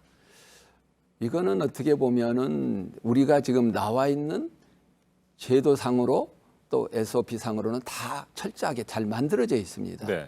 문제는 그걸 제대로 이행하고 있지 않다는 거죠. 또 그것을 제대로 이행하고 있지 않음에도 불구하고 감독기관에서 철저하게 이거를 감독하지 않고 있다라는 명확한 증조합니다. 지금부터라도 환경부나 농식품부 또 지방자치단체에서는 원칙대로 제대로 준비해서 해 나가도록 하지 않으면 이와 같은 일은 또 재발될 수 있을 것이다. 이렇게 생각을 합니다. 네, 2010년부터 지난해까지 8차례 구제역 예, 사태를 그렇습니다. 예, 경험하지 예. 않았습니까? 그렇습니다. 그때에도 비슷한 문제들이 있었고요. 동일하게. 그런데도 예. 이런 문제가 계속 반복되는 이유는 뭐라고 보십니까? 시간에 쫓기기 때문입니까? 아니면 예산 부분입니까? 그거는 꼭 예산의 문제가 네. 아니고 어떻게 보면은 우리가 지금까지 해오던 우리 국민들 또 우리 정부 또 지자체의 어떤 처리 행태에 문제가 있다고 봐요. 어떤 문제가 생기면 그 문제를 언제까지 어떻게 처리해야 되겠다라는 네. 목표 지상주의 또는 성과 외형주의 이런 게 매몰되다 보니까 부수적인 문제들에 대해서 많이 놓치고 있다는 거죠. 저는 지금부터라도 그런 문제는 고쳐나가야 되는 것이라고 생각을 해요. 네, 매몰지로부터 침출수가 유출돼서 말이죠. 네. 주변 지하수를 오염시킬 뿐만 아니라 네. 토양도 오염시키잖아요. 그렇습니다. 이 문제 심각하지 않습니까? 지금 이 문제에 대해서 이미 지금 지적이 되고 있습니다. 그래서 지금 최근 연천 같은 경우에는 주민들도 그거를 또 싫어해요. 자기 땅을 쓸 수가 없기 때문에 매몰을 하게 되면 토지에다가. 그래서 이번 연천 같은 경우에는 매립을 하지 않냐고 렌더링으로 가자고 했었는데 렌더링을 충분히 하지 못하다 보니까 매몰로 가면서 이번에 이런 문제가 발생이 된 것 같습니다. 네, 렌더링 시스템이라고 하는 것이 위생적인 시설에서 고온 고압 기술을 이용해서 돼지 사체를 파쇄하는 작업을 말하는 거잖아요. 렌더링 시스템인데 예. 이게 뭐 우리나라에서 지금 일반화 됐습니까? 아니면 쉽지 않습니까? 지금 이거 말고도 네. 동물 사체 말고도 동물에서 나오는 여러 가지 부산물들을 렌더링이라고 해서 고온 고압 처리를 해서 네. 거기서 나오는 기름은 사료용 유지로 거기서 나오는 찌꺼기들은 다시 육골분을 만들어서 또 사료 원료로 쓰고 있습니다. 현재도. 그런데 문제는 뭐냐면은 이 동물 질병에 의해서 발생된 동물 사체의 경우에는 장거리로 이송이 불가능하니까 결국은 지근거리에서 처리를 해야 되는데 지금 연천 같은 경우는 한 군데 바로 옆에 또 그 포천의 한 군데 네. 이 두 군데에서밖에 처리를 하지 않고 있다 보니까 발생되고 있는 동물 사체 대비 렌더링할 수 있는 능력이 떨어지면서 발생되는 문제라고 볼 수 있습니다. 시설이 부족하군요. 그렇습니다. 그렇다면 그 시설을 좀 더 보완하려고 하는 작업들이 진행이 되고 있습니까? 이 문제는 지금 거기에 새롭게 지금 지을 수 있는 문제는 아니고요. 네. 전국적으로 지금 많은 지금 렌더링 회사가 있기 때문에 앞으로는 이런 문제를 대비해서라도 거점형 그런 그 렌더링 시설들을 지정을 해서 체계적으로 이제 준비를 해나가야 되지 않겠느냐. 이번 사태가 아마 그거를 이야기해 준다고 볼 수 있습니다. 네, 지하수와 주변 토양 오염의 문제점에 대해서 앞서 저희가 얘기를 나눴는데 네. 가축 전염병 예방법 24조인가요? 네, 네, 네. 근데 이걸 보면 네. 이 매몰지를 3년 뒤면 다른 용도로 사용할 수 있잖아요. 그렇습니다. 그 매몰지를 뭐 다른 용도로 사용하면서 예를 들자면 농작물을 기른다거나 네, 네, 네. 이래도 문제 없습니까? 상관없습니다. 네. 그건 상관이 없는데 왜 그러냐면 지금 돼지 사체를 가지고 지금 매립하게 될 때는 가축전염병 예방법에 의해서 위생적으로 안전하게 처리할 수 있는 방법이 이미 만들어져 있습니다. 그런데 지금까지 해온 절차들을 보면 그런 안전한 절차를 다 이행하지 않았다라는 거죠. 네. 그래서 그 과정 속에서 결국은 거기서 나오는 여러 가지 침출수가 토양으로 유출되면서 토양을 오염시키거나 또는 그 아래 지하수를 오염시키거나 하는 이런 문제가 발생했던 거죠. 이번에도 그런 어떤 문제에서 원칙을 충분히 지키지 아니한 가운데서 발생한 사건 사고다. 저는 그렇게 봅니다. 네, 아프리카 돼지 열병의 경우에 아직까지 네. 예방 백신과 치료제를 개발하지 못했습니다. 뭐 그렇습니다. 한 1, 2년 지나면 나올 수도 있다 이런 얘기도 있었습니다. 네, 아직까지는 그렇습니다. 없기 때문에 그렇습니다. 그렇다면 유일한 방법이 살처분밖에 없는 겁니까? 현재는 우리나라뿐만 아니라 전 세계적으로 지금 아프리카 돼지열병 같은 경우는 백신도 없고 네. 치료제가 없기 때문에 살처분이 가장 유효한 방법으로 지금 그리고 가장 신속한 방법으로 하고 있습니다. 그러나 우리나라 입장에서는 그렇게 할 수 있는 넓은 토양을 갖고 있지도 않고 그래서 다른 대안을 앞으로는 좀 더 적극적으로 정부가 강구해 나가야 될 때가 됐다 이렇게 생각을 합니다. 네, 일반 농장에서는 최근 아프리카 돼지열병의 확산세가 주춤한 것 같습니다. 이건 네네, 왜 그렇다고 그렇습니다. 보십니까? 지금 현재 우리나라 같은 경우 지난 9월 17일 날 파주에서 최초 발생되고 나서 지난 10월 9일 날 마지막으로 14번째 발생된 뒤에는 지금 발생이 안 되고 있습니다. 그거는 가장 큰 거는 우선은 우리나라 최초 발생된 질병임에도 불구하고 우리 축산 농가가 신속하게 신고를 해줬다는 거. 그래서 추가적으로 확산이 되지 않았다는 거. 두 번째는 정부의 그 과잉 대응에 대한 지금 이야기가 나오고 있는데 어떻게 보면 우리나라 최초에서 발생된 질병이다 보니까 정부 입장에서는 신속하게 이걸 처리하고 싶은 그래서 확산을 막고 싶은 의욕이 있었다고 봅니다. 그러다 보니까 농가도 마찬가지고 국민들도 마찬가지고 이와 같은 지역 단위의 대규모의 동물 살처분을 승인하고 용인했다고 봅니다. 그러나 앞으로는 이런 것이 저는 쉽지 않을 거라고 봅니다. 네, 교수님 끝으로 한 가지만 질문을 드리겠습니다. 네. 최근에 진행되고 있는 네. 멧돼지 포획 작업 네네. 어떻게 평가하세요? 지금 이제 멧돼지에서 발생되는 부분 때문에 정부가 상당히 좀 우려를 하고 있는 것 같습니다. 네. 혹시 멧돼지에서 집돼지로 또 감염이 되면 어떻게 할까 그러는데 사실은 이 ASF 자체가 접촉성 질병이기 때문에 접촉을 하지 않으면 발생하지 않습니다. 우리나라는 또 지형적으로나 여러 가지 우리나라 축산 농가들이 지금 하고 있는 그 사양관리 실태 자체가 지금 외국하고는 또 다릅니다. 굉장히 잘하고 있습니다. 그래서 멧돼지로부터 집돼지로 지금 감염될 수 있다는 가능성은 상당히 저는 낮다고 보고 있고요.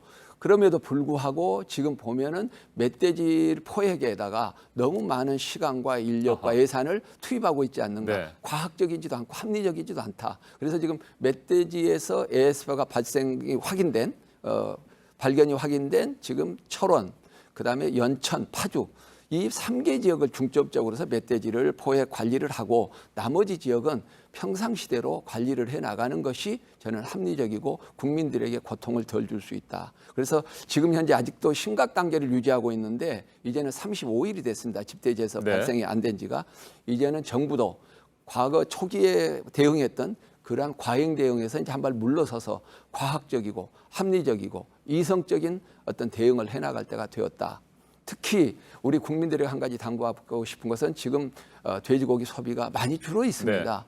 근데 실질적으로 이것으로 인해서 오염된 돼지고기를 우리 국민들에게 공급될 가능성은 전혀 없습니다. 또 뿐만 아니라 ASF는 사람에게 인체 감염되지도 않습니다. 그럼에도 불구하고 좋아하는 돼지고기를 안 드시거나 또는 수입 돼지고기를 드시는 것은 우리나라의 어떤 식량 안보적 측면에서도 별로 바람직스럽지 않으니까 우리 국민들께서도 우리 돼지고기 많이 애용해 주시면 고맙겠습니다. 알겠습니다. 아프리카 돼지열병 사태 서둘러 수습을 하고 그 이후에는 전반적으로 대응 방안에 대해서 재검토도 하고 논의를 진행해 볼 필요가 있는 것 같습니다. 그렇습니다. 지금까지 정승원 건국대 축산학과 교수였습니다. 말씀 잘 들었습니다. 네, 고맙습니다. 조국 전 법무부 장관을 향한 검찰의 수사가 속도를 내고 있습니다. 검찰은 어제 사모펀드 의혹과 관련해 저축은행을 압수수색했습니다. 하루 전에는 노환중 부산의료원장을 불러서 조사했습니다. 조 전 장관 딸이 받은 장학금과 관련했습니다. 이도성 기자가 보도합니다. 서울중앙지검 조세범죄조사부는 경기 성남시의 상상인 저축은행을 압수수색했습니다. 상상인 저축은행은 현행법으로 정해진 한도를 넘겨 개인 대출을 내준 혐의 등을 받고 있습니다. 그런데 이번 압수수색은 조국 전 법무부 장관 수사와도 맥이 닿아 있습니다. 조 전 장관의 오촌 조카 조범동 씨가 총괄 대표를 지낸 코링크 PE가 지난 8월 상상인 계열 저축은행에서 20억 원을 대출받았기 때문입니다. 당시 코링크 PE가 최대 주주로 있던 WFM 집은 110만 주를 담보로 맡겼는데 별다른 심사 없이 대출이 실행됐다는 의혹이 제기됐습니다. 상상인 저축은행은 관련 의혹을 부인하고 있습니다. 앞서 검찰은 지난 11일 노환중 부산의료원장을 불러 조사했습니다. 조 전 장관의 딸은 부산대 의전원 입학 후 첫 학기에 유급했지만 노 원장이 만든 장학회에서 6차례 연속해 총 1,200만 원을 받았습니다. 검찰은 노 원장이 장학금을 주고 그 대가로 이익을 얻었는지 살펴보고 있습니다. 검찰은 이런 의혹들을 살핀 뒤 조 전 장관을 불러 조사할 방침입니다. JTBC 이도성입니다.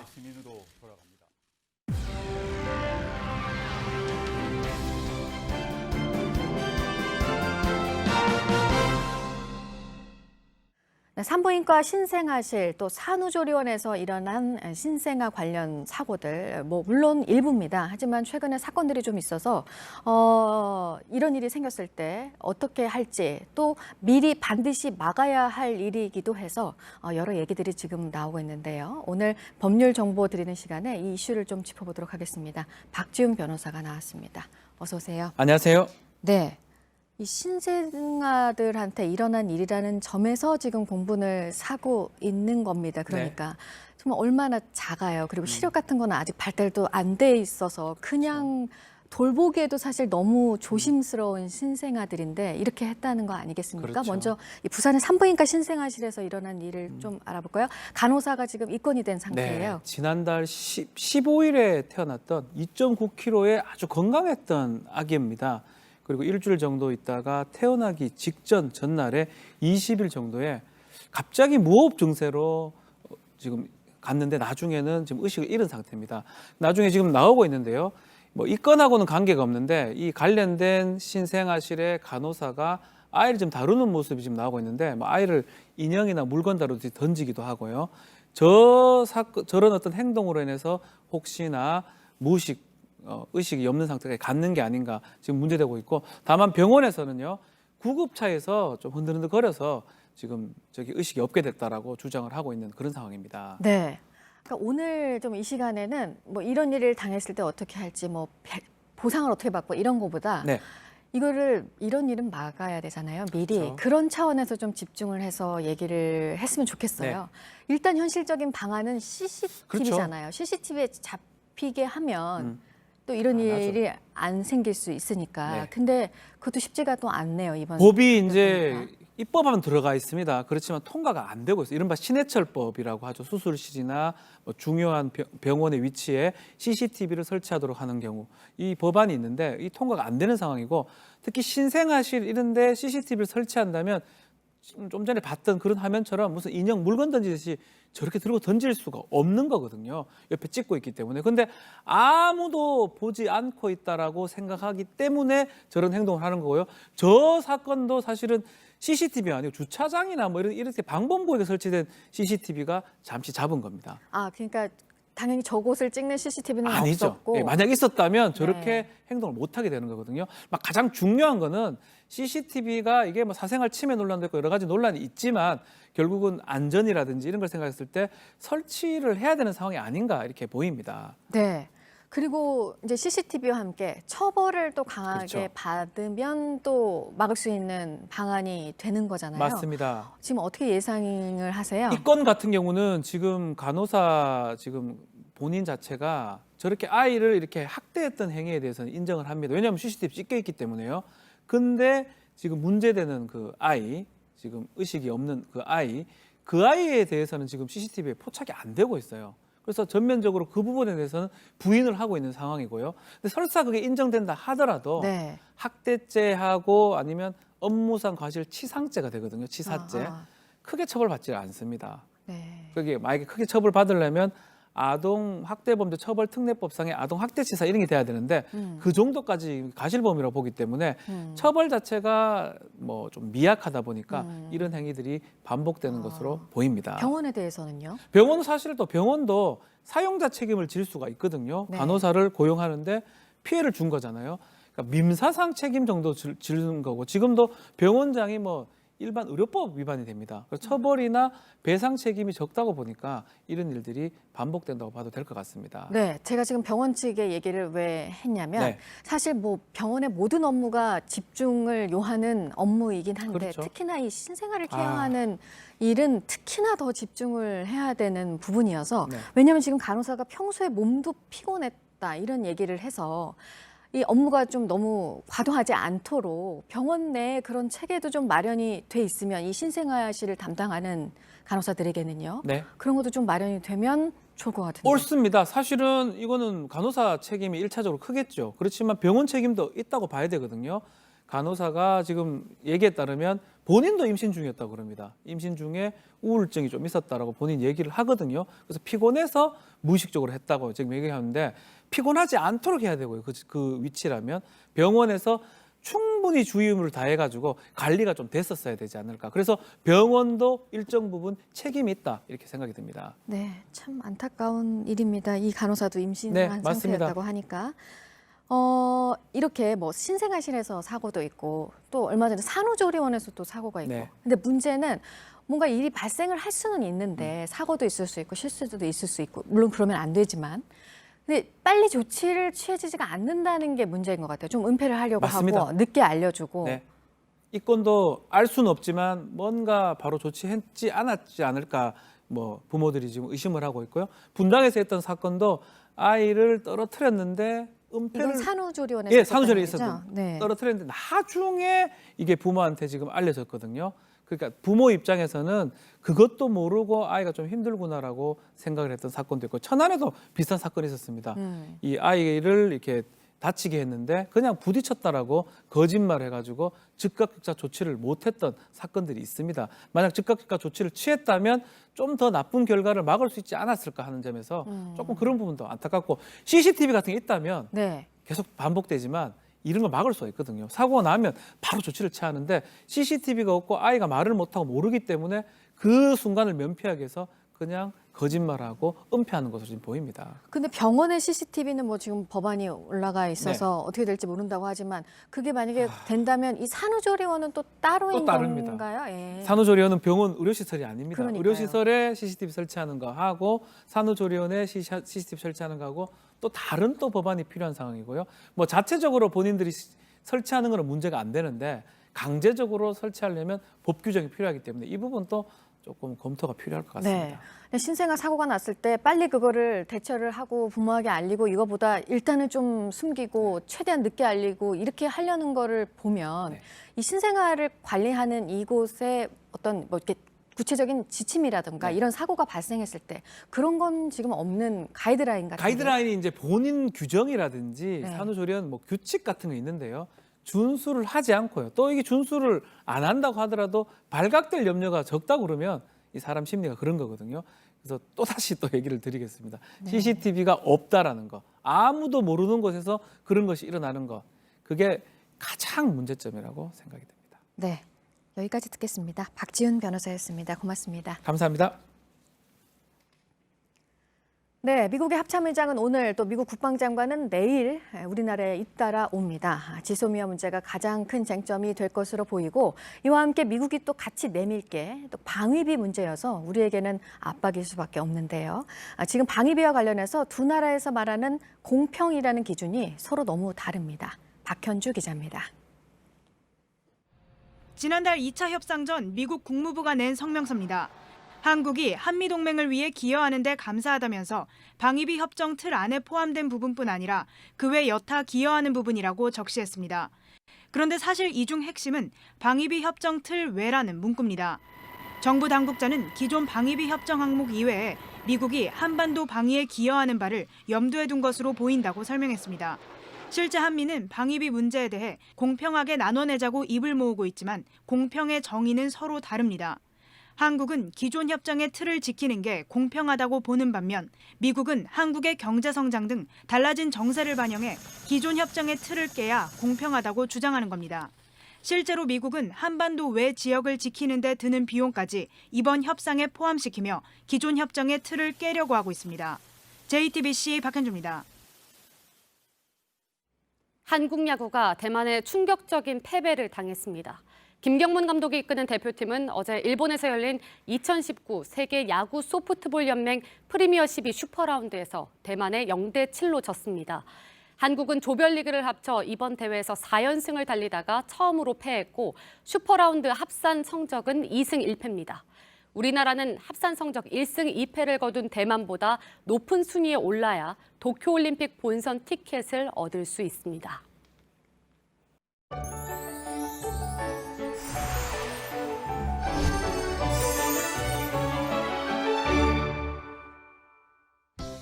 현재 한반도 북서쪽에서 비구름이 다가오고 있습니다. 오후부터 전국에 비 소식이 있는데요. 강한 바람과 천둥, 번개까지 동반하겠습니다.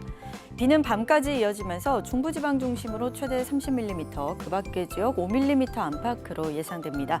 기온이 낮은 일부 내륙 지역과 강원 높은 산지에는 약하게 첫눈 가능성도 있습니다. 비가 오면서 평년 기온 밑도는 곳이 많겠습니다. 낮 동안 서울과 청주가 13도, 광주와 대구가 15도로 어제보다 2, 3도 낮겠고요. 북한도 비 소식 있는 가운데 대부분 15도를 넘지 못하겠습니다. 수능일인 내일은 아침 기온이 크게 떨어집니다. 중부 내륙을 중심으로 영하의 추위 나타나겠고요. 곳곳 바람까지 무척 강하기 때문에 수험생분들 체온 관리 잘해주셔야겠습니다. 또 내일 새벽부터 아침까지 서해안 곳곳에는 비나 눈이 예상됩니다. 이번 추위는 주말 동안 물러가겠고요. 계속해서 비 소식은 많겠습니다. 기상정보였습니다. 아침엔 뉴스워치, 오늘 하루 관심을 가지고 지켜봐야 할, 기억해야 할 뉴스 끝으로 정리해드립니다. 내년 총선을 앞두고 당의 쇄신을 촉구하는 목소리가 자유한국당 내부에서 다시 분출되고 있습니다. 육선인 김무성 의원은 어제 총선 불출마 입장을 재확인했고, 재선 의원 19명은 당 지도부에 공천 관련 정권을 위임하겠다고 밝혔습니다. 청년 당협위원장 6명도 기득권인 당협위원장직을 내려놓기로 했습니다. 하지만 당협위원장 반납과 공천 위임 등에 대해서는 뚜렷한 자기 희생이 보이지 않는다는 지적도 나옵니다. 자유한국당의 나경원 원내대표는 오늘 오후에 검찰에 나와서 조사를 받을 것으로 보입니다. 국회 패스트트랙 충돌에 직접 개입한 혐의 등에 대해서로 불법적인 법안을 막기 위한 저항권 행사였다는 입장을 검찰 조사에서도 밝힐 것으로 보입니다. 홍콩 시위 사태가 걷잡을 수 없이 확산되고 있습니다. 도심 곳곳에 불이 붙고 최루탄이 난무하는 등 갈수록 과격해지고 있습니다. 밤낮으로 시위가 이어지고 있는데 경찰은 대학 캠퍼스와 성당 안에까지 진입해 시위대를 체포하고 있습니다. 홍콩 도심이 마치 전쟁터처럼 변하고 있습니다. 국민연금이 경영 참여 목적으로 주주권을 행사하는 구체적인 대상과 또 절차 등이 오늘 정부가 여는 공청회에서 공개됩니다. 이달 말 국민연금 기금운용위원회에서 최종 확정이 될 예정입니다. 오늘 전해드릴 소식은 여기까지입니다. 이상으로 JTBC 뉴스 아침엔 수요일 순서 모두 마치겠습니다. 건강한 하루 보내시기 바랍니다. 고맙습니다.